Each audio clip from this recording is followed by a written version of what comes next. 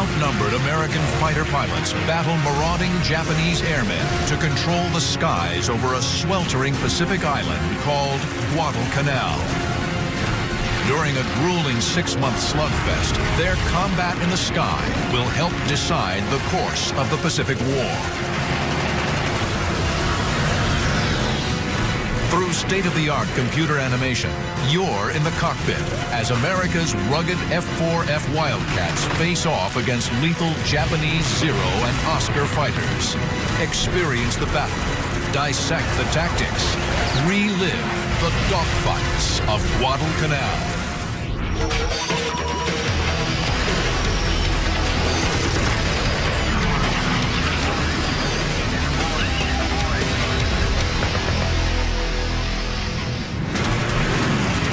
August 30th, 1942. A formation of U.S. Marine Corps F-4F Wildcats and Army P-400 Airacobras patrol the skies over Guadalcanal. Their mission? Stop Japanese bombers and fighters threatening the American beachhead.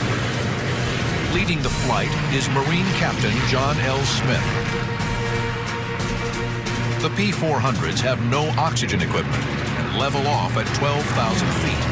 But Smith pushes his Wildcats above the slower and more vulnerable P-400s. Smith scans the sky for enemy aircraft, but spots nothing. Then, his radio crackles to life. Captain Smith receives a frantic radio call from one of the P-400s, whose tally on some enemy fighters that are inbound, Japanese Zeros. A swarm of more than 20 Zeros threaten the Army Airacobras from the rear.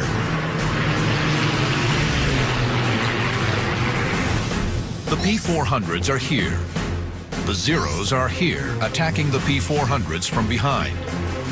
Smith and the Wildcats are here, 3,000 feet above. The Zeros don't see them. I wouldn't say they use the P-400s as bait, but the P-400s normally would get in trouble, and then the Marines would come down and shoot Zeros off the tails of the 400s. The Marines dive to rescue the P-400s. Captain Smith closes fast on an unsuspecting Zero and takes aim.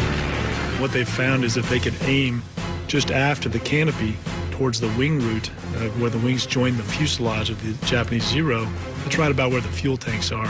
If they can execute a direct hit at that point, the Japanese Zero immediately burns, and oftentimes the wings fall off. Catching the Zero in a shallow left turn, he opens fire.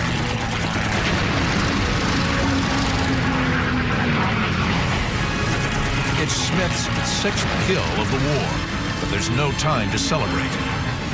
The skies are still filled with Zeros, and Smith and his men are heading into 6 months of legendary dogfights, battling for the most important location in the Pacific in 1942. A green speck of land called Guadalcanal. 3 months earlier, Allied reconnaissance discovered that the Japanese were building an airfield on Guadalcanal, a 90-mile-long jungle island at the southern end of the Solomon Island chain.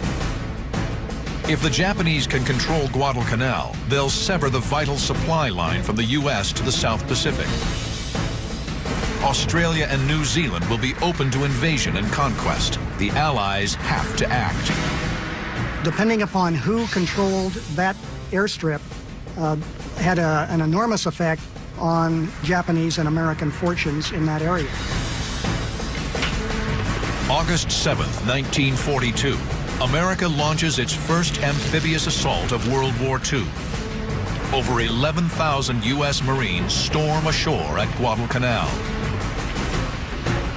The Marines quickly gain a foothold on the island. By the second day, they take the Japanese airstrip, renaming it Henderson Field. The Japanese bring in thousands of fresh troops to Guadalcanal and attack the Americans relentlessly, trying to drive them off the island. The Marines fight off attacks while desperately trying to prepare Henderson Field for operations.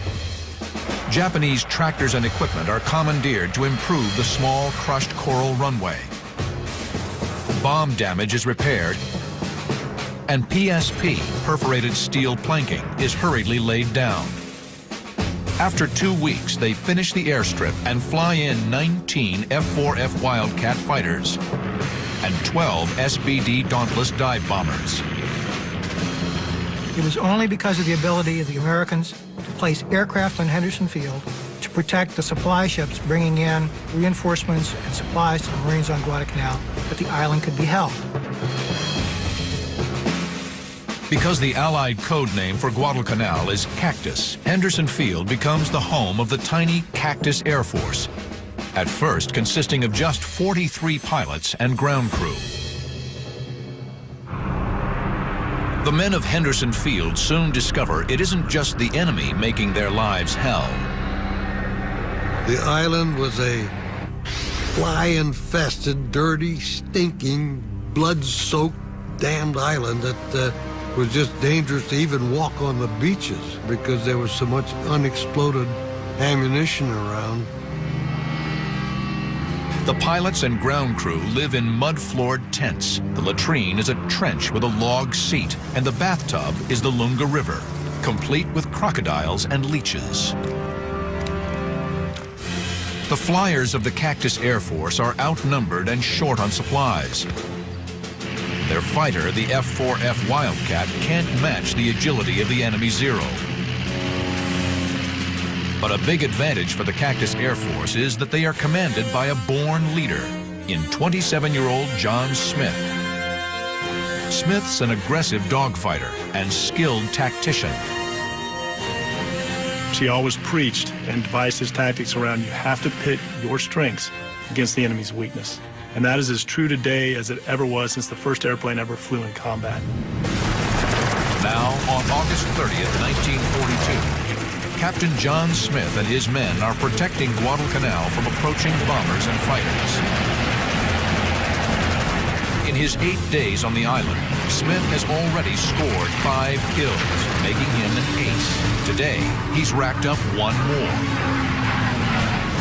Then he spots another Zero below, breaking from a cloud. The Zero is here. Smith is here, high above him. He plans to use the Wildcat's diving speed to try and drop behind the Japanese plane. Smith first rolls inverted, then dives. This creates positive G-force instead of negative Gs. You roll on your back, pull aft on the stick, and pull positive Gs so you're pushed into your seat. You can be able to pull more Gs, which means you can pull your nose downhill faster. The maneuver works. Smith rolls back over, then levels out behind the Zero and fires. The Wildcat's 6 .50 caliber guns deliver 200 rounds in a 4-second burst.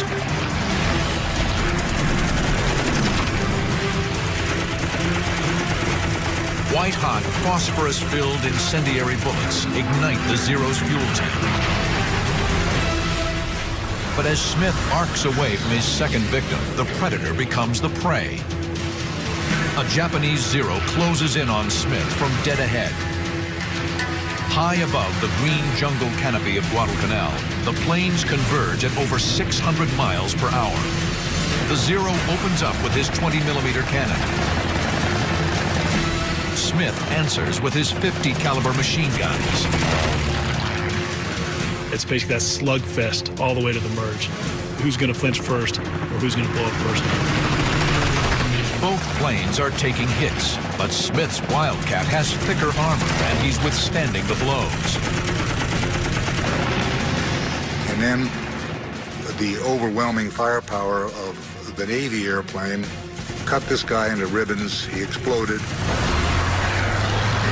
And then what Smith did is dump the nose over very hard, very abruptly, and flew underneath the debris field and escaped.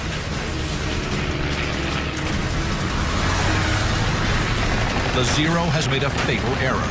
He fought the Wildcat's fight.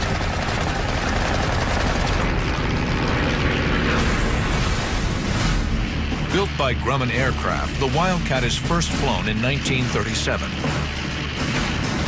The rugged plane features cockpit armor and self-sealing fuel tanks. These tanks are coated with layers of rubber that expand and reseal if they're punctured. The Wildcat faces the most famous of all Japanese aircraft, the deadly Mitsubishi A6M30. The lightweight Zero can outturn and outclimb the Wildcat, a lethal advantage in a dogfight. But its thin armor protection and lack of self-sealing fuel tanks means it can't survive a slugging match with the tougher Wildcat. The Zero is faster, more maneuverable, and can outclimb the Wildcat, while the Grumman is tougher, more heavily armed, and can outdive the Zero.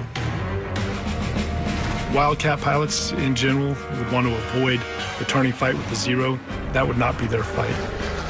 The Wildcat with its 650 cal machine guns, heavy body armor, heavy armor around the engine cowling, preferred head-on attacks, frontal attacks, and it would just basically plow through that Zero.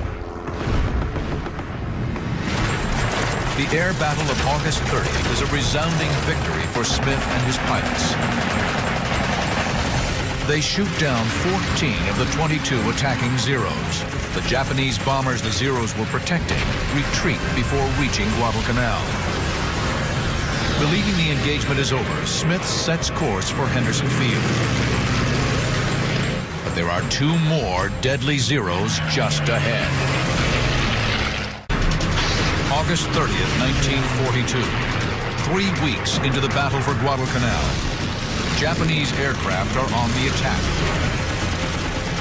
Marine fighter pilot John L. Smith has killed 3 enemy Zeros.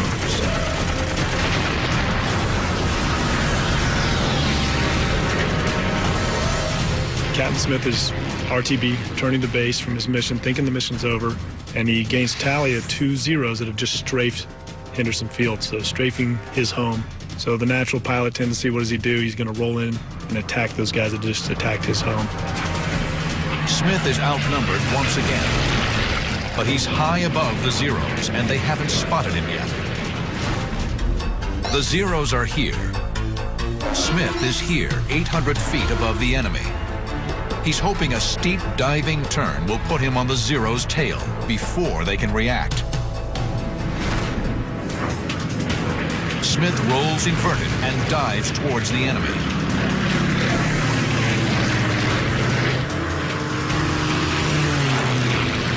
He levels out at 6 o'clock low, below and behind the trailing Zero, positioned perfectly for the kill. The Zero takes evasive action. He breaks hard left.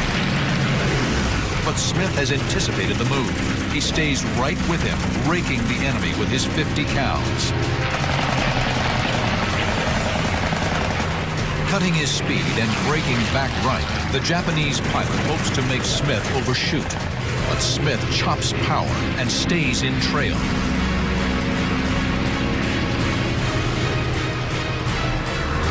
The Zero is directly in the sights of a Marine ace. A final burst from Smith's Wildcat seals his 4th kill of the day.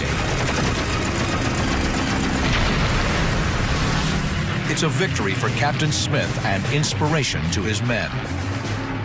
He led by example. He would be the first one to roll in on a Zero formation, and his guys would follow him to the gates of hell because of that, because they knew he was putting his tail on the line every time. Smith and the Cactus Air Force have delivered a staggering blow in what is becoming a drawn-out brawl.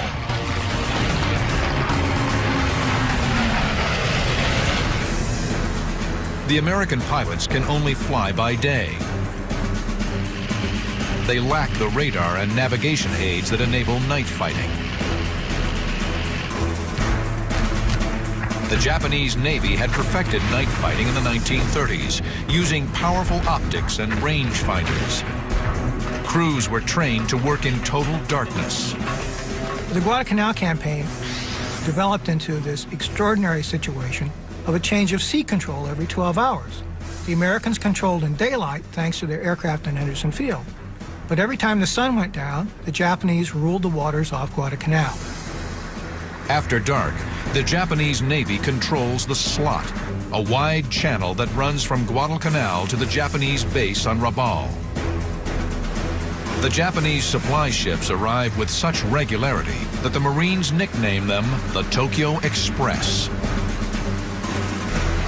By early September, a month into the campaign, the Japanese have landed over 20,000 new ground troops on Guadalcanal, deployed against 23,000 U.S. Marines and Army soldiers. The Allied forces advance slowly across the mountainous island. But the Japanese launch large-scale counterattacks, supported by air and naval bombardment.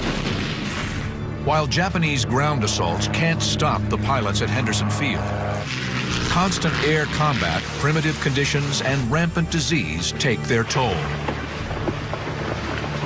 They were constantly having to refurbish the airfield in order to be able to operate out of it, constantly fending off attacks. They had malaria, dry rot, jungle conditions, which wreaks havoc on aircraft and maintenance. Old hands like John L. Smith are eventually rotated out, but before he leaves Guadalcanal, Smith scores 19 kills and is awarded the Medal of Honor. Many of the new Cactus Air Force pilots are green replacements, like Marine Second Lieutenant Jefferson DeBlanc. The 21-year-old Cajun from Lockport, Louisiana, enters combat not long after his first flight in an F-4F Wildcat. I had less than 10 hours of flying time in the fighter I was going to fight with against the Japanese. January 31st, 1943, 6 months into the battle for Guadalcanal, Jeff DeBlanc will get an accelerated course in air-to-air combat. He's about to launch into one of the most famous dogfights of the campaign. DeBlanc leads a flight of 8 Wildcats, escorting 12 SBD Dauntless dive bombers. The Douglas SBD Dauntless is the Navy's frontline carrier-based dive bomber.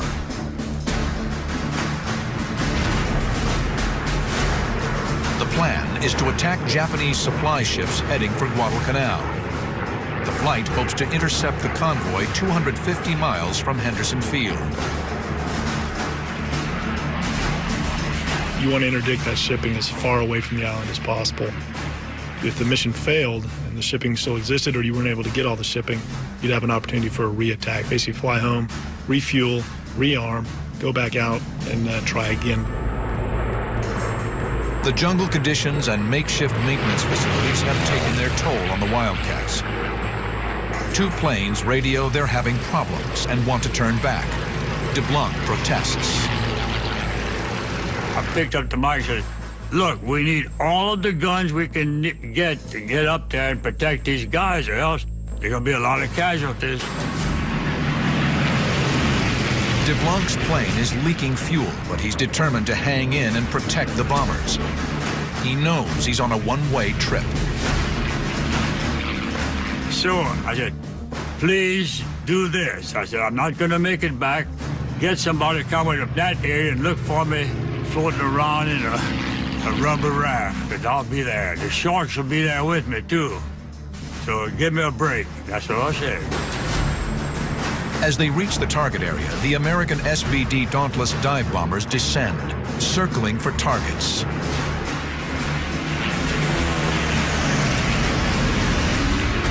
Suddenly, 2 Japanese Pete float planes dive down from high above on the slow, vulnerable SBDs. DeBlanc sees the float planes closing on the Dauntlesses and rolls out to his left. Staff Sergeant Jim Felleton follows. They arc down to cut off the attack. DeBlanc opens the throttle, gaining on the 2 enemy fighters. Then a brilliant stream of tracers rips out from one of the Pete's rear gunners, screaming straight at him. January 31st, 1943, 6 months into the Guadalcanal campaign. Marine Second Lieutenant Jefferson DeBlanc has been protecting American bombers assigned to attack a Japanese supply convoy. Now he's diving to save the bombers from 2 Japanese Pete floatplane fighters. As he approaches, the Pete's lethal rear guns open fire. In a floatplane, the rear gun is naturally a crack shot. If you ever get floatplanes in your sight out there, don't try to go up to them to shoot, because that rear gun is murder, and he'll get you. Although it's a biplane, the Mitsubishi F1M Pete can more than hold its own in a fight. It has an excellent turning radius and is armed with 2 machine guns in the wings and a 7.7mm tail gun. Tracers stream past DeBlanc's canopy. He skids left and right to avoid the fire coming from the nearest Japanese gunner. He's using a lot of rudder and aileron to basically slide his airplane back and forth to try and not allow a steady bead by that tail gunner. DeBlanc carefully lines up on the Pete's tail and fires. The heavy .50 caliber rounds tear through the float plane.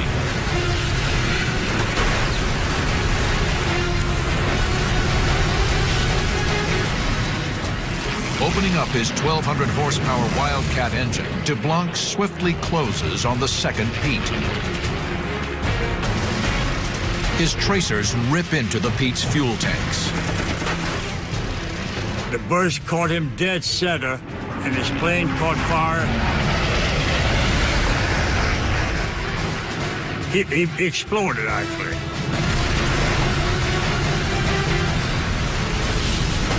DeBlanc pulls skyward to resume his escort mission. He spots a swarm of airplanes approaching fast. They're Japanese Oscar fighters. The Nakajima Ki-43 Oscar is a frontline fighter for the Japanese Army Air Force. The Oscar is just as fast as the Wildcat and far more maneuverable. But the Wildcat can take more punishment and carries 6 machine guns to the Oscar's 2. The Oscars bore in full throttle, bent on attacking the dive bombers. But they have target fixation and don't spot DeBlanc. The target is the prize, so become focused on that prize, you start to lose your peripheral vision and your actually situational awareness around you. DeBlanc is here. The Oscars are here, streaking above DeBlanc. DeBlanc swings under the Oscars. He goes to max RPM, pulls in below the enemy, and fires at the lead. One Oscar falls. He's wounded and on fire, but escapes. The Oscar's wingman spirals up from the pack to figure out what's happening. DeBlanc follows and swings onto his tail.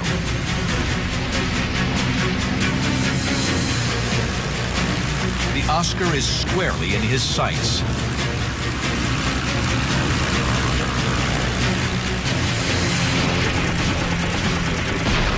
It's Jeff DeBlanc's 3rd confirmed kill of the day.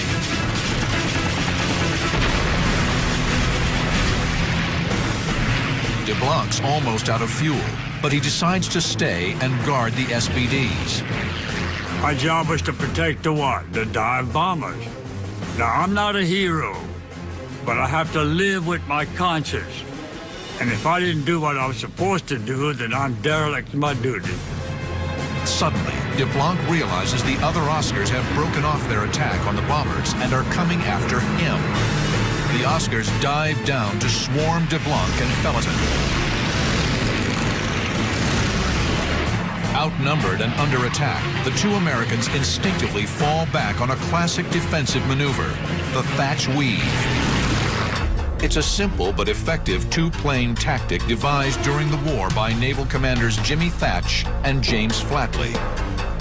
Paired up in a buddy system, the planes fly 200 feet apart. If an enemy attacks a Wildcat's tail, the 2 American fighters will turn toward each other. If the enemy follows, it will soon be targeted by the second plane. For DeBlanc and Felleton, the Thatch Weave works. The Oscars are unable to attack without exposing themselves to one of the Wildcat's guns. But Felton swings his Wildcat too wide and suddenly finds himself in the crosshairs of a trailing Oscar.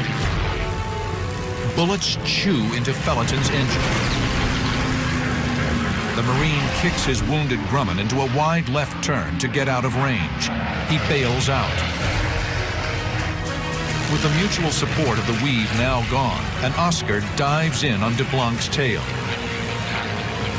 DeBlanc tries to shake off the enemy, but the nimble Oscar easily stays lodged in the 6 o'clock position. Then DeBlanc's squadron mate, Jim Seacrest, who has been with the bombers, comes to the rescue. DeBlanc is here. Seacrest is here, heading straight on. He is going to streak in directly over DeBlanc's canopy to get to the Oscar.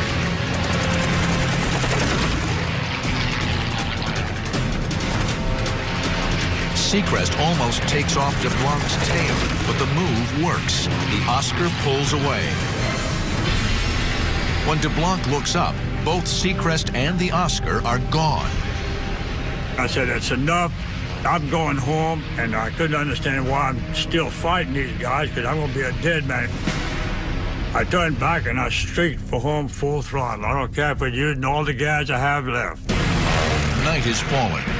DeBlanc's fuel state is critical.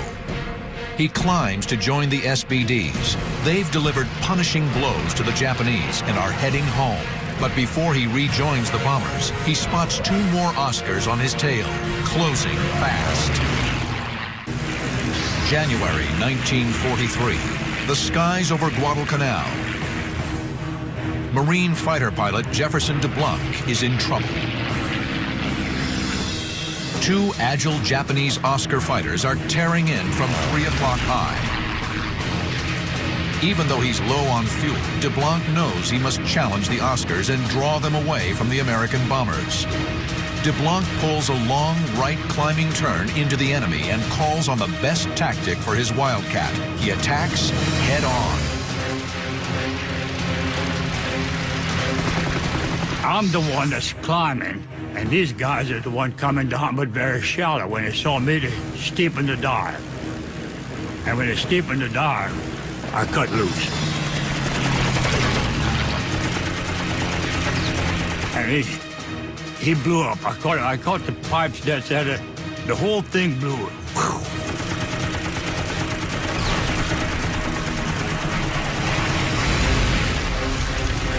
The Japanese fighter disintegrates, nearly blinding DeBlanc in the flying debris. His engine separated and went past me, separated and turning. Weird looking. I'd never had that before. And of course, there's nothing but debris in front of me, which I ran through. And it hit my prop, and it hit the wings. It didn't knock me out. It didn't knock me out, but I still had control, and it still was running. My engine was running. When DeBlanc regains his senses, he sees the second Oscar pulling in steeply behind him. He was looking at me as if that's a dead man I'm coming after, because I'm going to blow him right out of the sky. And when he came on down that way, we were both diving towards the sea. And I knew good well with the Grumman, there's only one protection I have. Flying straight, I couldn't do it because he can overtake me. Pulling up, I couldn't do it because he had me broadside. Over here, when you pull up, then you're going to stall and come down, he can get you there. So with only one option that I have to have, is the option is to fool him. DeBlanc forces his Wildcat into an aerial skid. In effect, he's slamming on his brakes, trying to force the Zero to overshoot. When I skidded, then he was coming too fast. I straightened out to just let him go. We were wingtip to wingtip. The Oscar pilot tries to duplicate the skid, bleeding speed to stay on the Wildcat's tail. He fishtailed, and he couldn't do it. He went right past it. I looked at him, and he looked at me, and I could recognize that man today. And you'll say, "You're crazy, man." Well, when you kill somebody during war, and you see him, you'll witness what I'm talking about. With the Oscar now at point-blank range, a single burst destroys the fighter. It's DeBlanc's 5th confirmed kill of the day. He's an ace in one afternoon. But his sense of triumph is fleeting. His eyes race over his instruments. He checks his watch. The instant I looked at my watch, a 7.7 Japanese bullet came over there and knocked my wristwatch off my wrist. Well, that kind of scared me. Now DeBlanc is squarely in an Oscar's sights, taking hits to his engine, prop, and cockpit. Only the Wildcat's armor plate is keeping him alive. He kept firing. The bullets were coming past the engine and hitting at the prop area, which of course is messing my prop up. Pretty soon he hit the engine and she caught fire. Then I knew I was in trouble and I bailed out. DeBlanc hits the water and swims to an enemy-held island. Natives pick him up and barter him to a friendly tribe for a sack of rice. Most people cannot price out their exact amount of money they are worth. But I know exactly how much I am worth. 1 10-pound sack of rice. Second Lieutenant DeBlanc is an amazing figure in Marine aviation. He lives to tell this whole tale, comes back out, and rightly so, earned the Medal of Honor for his mission. By February 1943, the ragtag Cactus Air Force has fought the best of Japanese aviation to a virtual standstill. Tokyo decides the costs of trying to win Guadalcanal have been too great. The Guadalcanal campaign lasted officially 6 months, from August of 1942 into February of 43, at which time Tokyo decided to withdraw the forces remaining there. Over 11,000 Japanese troops are quickly evacuated. 20,000 others have died in combat or succumbed to disease and starvation. Nearly 6,000 Americans were killed or wounded. It's a major victory. Guadalcanal becomes a launching point for the Allied thrust across the Pacific. But on April 7, 1943, the Japanese attempt final revenge, a last desperate attack on American convoys supplying Guadalcanal and the Allied effort. They launch a large-scale air offensive from their bases on the northern Solomon Islands, as well as from 4 aircraft carriers. The massive strike force numbers over 200 planes. Near Guadalcanal, 4 Wildcats led by young First Lieutenant James Sweat are on routine patrol over the American convoys. We were circling around and whatnot, and finally Smiley Burnett of 214 hollered that, my God, there's millions of them. We looked at it and thought, holy smoke, there is millions of them. They were just like mosquitoes. And we thought, oh, God, we've 4 airplanes and 75 or 80 Japanese dive bombers heading for us, along with about 150 Zeros. The Japanese formation is here. Sweat's fighters are below them, here, about 8 miles away. The enemy hasn't spotted the Wildcats. Sweat climbs towards the Japanese Val dive bombers. Modeled after the German Stuka, the Aichi D-3A2 Val dive bomber is a mainstay of the Japanese carrier fleet, packing machine guns on each wing and 7.7mm rear gun. The dive bomber's tactic is dive steeply from 15,000 feet, accelerate to 300 miles per hour, release their bombs at smokestack level, and head for home. Eager to get his first kill, Sweat pulls away from the other F-4Fs and looks for a target. 3 valves nose over to begin their dive-bombing run on the American ships below. Sweat streaks down behind them. Suddenly, the rear gunner unleashes a stream of tracer fire directly towards Sweat.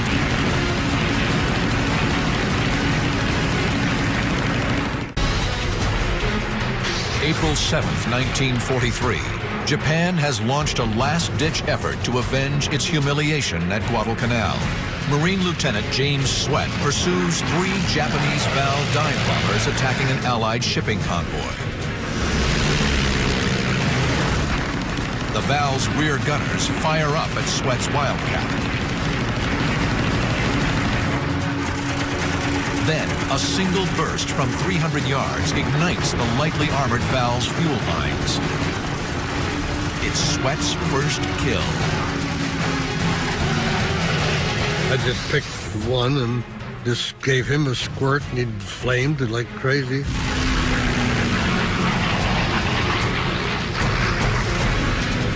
Sweat closes in on a second valve. The bomber's right wing is riddled by the first burst. A second shot rips the fuselage. Sweat has 2 kills in as many minutes. But almost immediately, Sweat finds himself in a shootout with the third bomber's tail gunner. 7.7mm bullets zip past the Wildcat. But once again, Sweat's incendiary rounds hit fuel.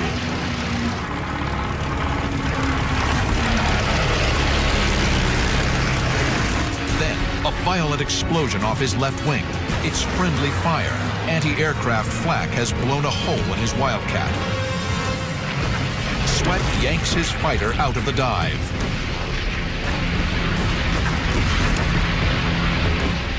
I was number 1, scared.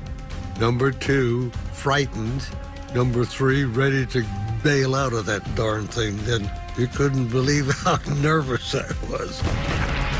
Sweat keeps climbing, ready to call it a day, but he spots a line of Vals immediately in front of him. They've dropped their bombs and are hightailing for home. In spite of his battle damage, Sweat closes on the Vals from behind.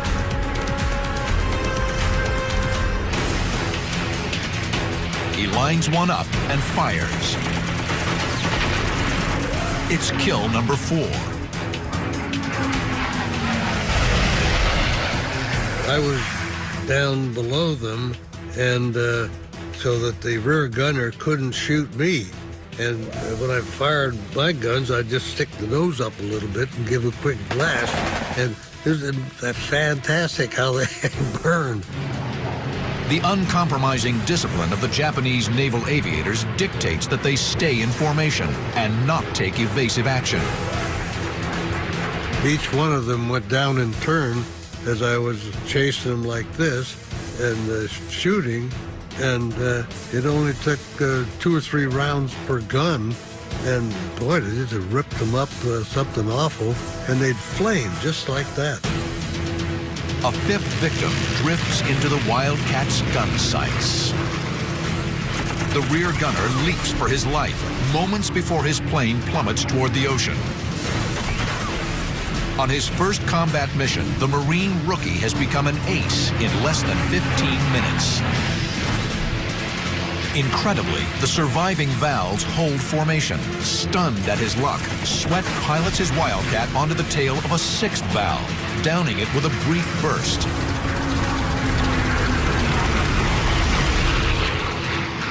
Like a lion hunting panicked prey, Sweat continues within the pack of Vals, lining up yet another victim. A smoking death roll marks his 7th kill.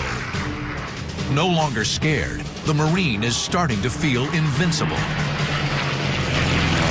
Talk about overconfidence, that was me. As he sizes up an 8th victim, Sweat throws caution overboard. I was aimed right straight for the rear gunner, and I flew right into that damn gun. He just blasted my windshield and me and everything else. Sweat is cut from the shattered glass, but fires a final burst and kills the Val's gunner at close range. I can still see his eyes right now, the terror in his eyes while he was shooting at me. And when I fired back, he fell down into the cockpit. Shocking. But with no ammo in his crippled aircraft, Sweat knows the next kill is likely to be him.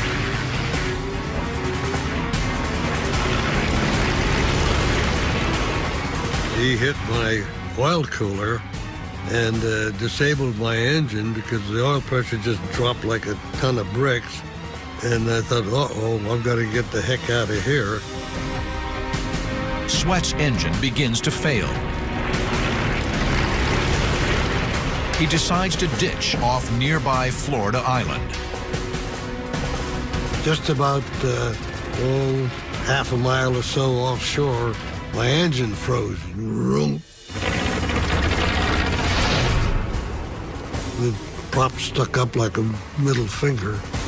And so I made let my flaps come down, and they didn't, only one side worked. This flight didn't work at all for some stupid reason, probably the hole in my ring. Sweat makes an emergency landing. But upon impact with the water, his head strikes the control panel, breaking his nose. Worse, he's trapped in his sinking plane. I made a water landing and went down about 25, 30 feet with the airplane. My shoulder strap was caught on the boat release hook right up over my right shoulder. And man, I struggled to get out of that damned airplane. Reaching the surface, James Sweat is rescued and spends 6 days in the hospital. He returns to Guadalcanal to learn he's been nominated for the Medal of Honor. Today, along with the medal, Sweat holds the image of the Val's rear gunner. The look on that rear gunner's face when I killed him, I still see it night after night after night. James Sweat and his fellow airmen were eventually joined by over 70 aircraft from Henderson Field. The Cactus Air Force turned back the Japanese onslaught. Never again will the Japanese take the offensive in the Pacific. The men of the Cactus Air Force can take pride in their critical role in turning the tide in the Pacific War. And it was the kind of Americans who fought and prevailed under extraordinary circumstances at Guadalcanal, who demonstrated not only to themselves but to their entire generation that they had what it would take to prevail in World War II. In the battle for the skies over Guadalcanal, the pilots of the Cactus Air Force flew more than 2,000 sorties, destroying over 425 Japanese planes and scoring a kill ratio of nearly 4 to 1. The legacy of the pilots of the Cactus Air Force is absolutely amazing. We still study the battles. The lessons learned from Guadalcanal in 1v1 air combat are nearly as true today as they were then. The battle for Guadalcanal was a defining moment in Marine Corps history. Led by men like John L. Smith, Jeff DeBlanc, and James Sweat, flyers overcame the worst of circumstances to send the best pilots of the Imperial Japanese Navy and Air Force to the bottom of the sea.